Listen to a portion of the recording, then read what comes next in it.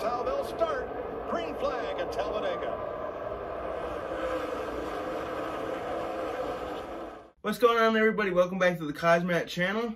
Let's get right into an action-packed Talladega race recap. The front row to start today's race at Talladega was Joey Logano and Denny Hamlin.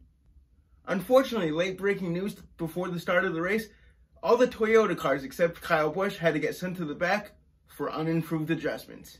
As we headed the green flag, a lot of bumping and banging going on right on the start. Unfortunate for Kyle Larson, his car began to overheat, having to go to pit road, because the crew forgot to take out their crush panel in front of the radiator, causing the car to overheat to blow an engine. His race was over before the day even started. Unfortunate break by the team. Joey Logano leading early as both the bottom and the top lanes tried to fight for position. Bubba Wallace had an incredible start, making up 30 positions from a starting spot in 40th, shortly after on lap 12 taking the lead, showing that he had a very sporty DoorDash number 23 race car.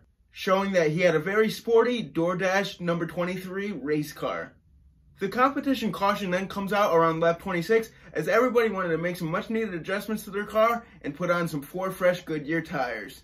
We all know that the pit road at Talladega is super tricky and some cars got bit speeding down pit road throughout the race. Some cars choosing to take 4 tires, others choosing to take 2 on this first pit stop, which was certainly going to make the restart of this race certainly interesting. On this restart, we saw Denny Hamlin and Kyle Busch work together very well on the restart, as both teammates allowed each other to get a great launch on the restart, drafting right in behind each other.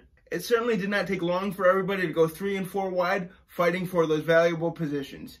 We then heard radio chatter of Eric Almirola complaining about a vibration in his car. I can only imagine what that's like going 200 miles around a racetrack with a vibration going under your seat and through your shifter. Certainly not fun for him. I mean, what a day he had, though. We then had our first caution for incident on the day as Joey Gase spun out, hitting the wall. Fortunately, he didn't collect anybody on his wreck. Since that brought out another caution, everybody from 24th on back decided to come back down pit road and make their cars extra good. Everybody from 24th on back decided to bring their cars back down pit road. Coming down to the end of stage 1, things were getting racy with Denny Hamlin out in front. Everybody trying to fight for those valuable stage points. The lead changed hands on the last few laps of stage 1, everybody racing hard for position. The 11 car got a great push from the 47. Unfortunately, the 11 car gets turned right into the 22. The 22 of Joey Logano going for a rough ride, spinning out on his roof like 3 or 4 times over. Certainly a rough wreck to see. Fortunately, he was okay, but his day was over. Bubba Wallace somehow avoiding that wreck. They showed his in-car camera. Joey Logano literally flipped out right above him. I think his roof flap scraped the top of Bubba Wallace's car. Stage 1 finishes under caution as Matt DiBenedetto in the 21 car gets his first stage win of the season. And all that chaos was for the stage 1 win. Imagine what it would be like coming down to the end of the race. Things certainly tightened up from here. Now that everybody had a chance to catch their breath, all but 8 cars came down pit road at the end of that stage to put on some 4 fresh tires and put fuel in. We then had Chase Elliott and Denny Hamlin leading the field to green to start stage 2. If you thought that wreck by Joey Logano was going to cause the racers to calm down, it certainly did the opposite as everybody was going 3 and 4 wide on that restart. I thought we were going to see another wreck very soon. Jumping midway into stage 2, on lap 84 is when the green flag pit stop started. They always say that it is a great idea to pit with a large group of cars and your manufacturers that you are kind of sort of teammates with out there, and that's exactly what the Chevys did, pitting all together on lap 84. With everybody coming in clean, unfortunately Daniel Suarez and Ross Chastain having pit road speeding issues, which caused them to lose the pack that they came in with. Along with Chase Elliott, who had a very slow 2-tire stop, causing him to go a lap down in stage 2. With the Fords and the Toyotas shortly to follow as they came in around lap 92.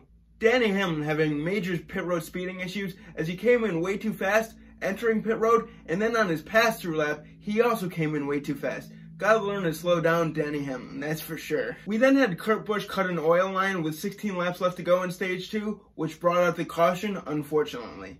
Tough break for Kurt Busch, as he was one of my favorites to win today's race. We come back to green flag racing with 12 laps left to go in the stage. Matt DiBenedetto lays an intense block on Kyle Busch. I'm not sure how Kyle Busch saved his car, having to go down all the way to the apron.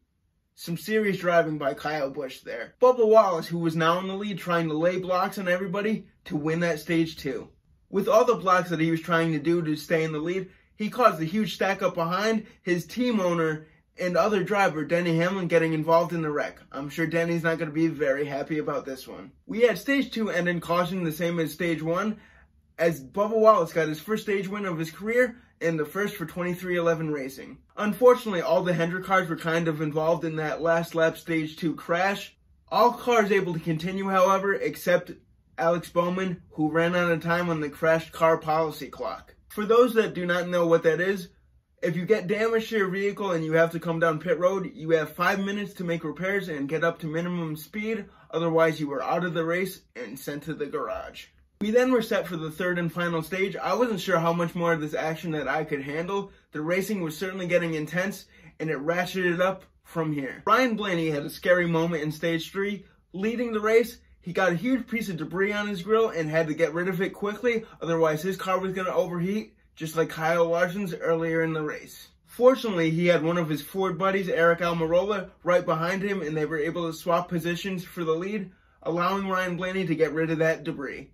Things seemed to calm down for a little bit in stage 3 for a while, as everybody was trying to make it to their final green flag pit stops. Eric Almirola was in the lead, which was great to see after the struggles that he's had to start the season. Certainly looks like that team is turning it around. After some good back and forth racing in stage 3, on lap 34, the Chevys were planning to make their final green flag pit stops. The Fords decided to come with 30 laps left to go in the race. Not such a good pit stop for them either, as all the Fords got separated. I thought this was going to cause them to lose a lot of time on the track. Fortunately, they were able to group up rather quickly and get back up to that main pack. After all the green flag pit stops sorted themselves out, Ross Chastain was your leader with 27 laps left to go in the race.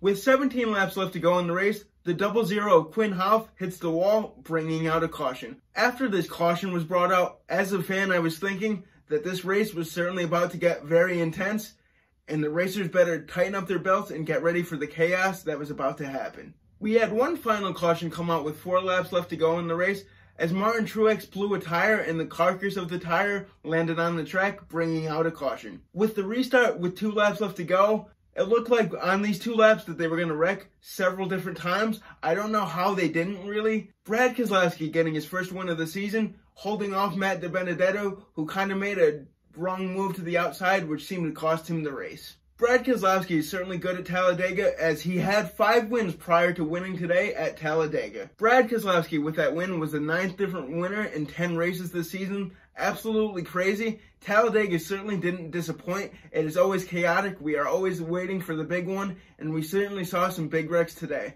The rest of your top 5 were William Byron, Kevin Harvick, Matt DiBenedetto, and Kaz Grala.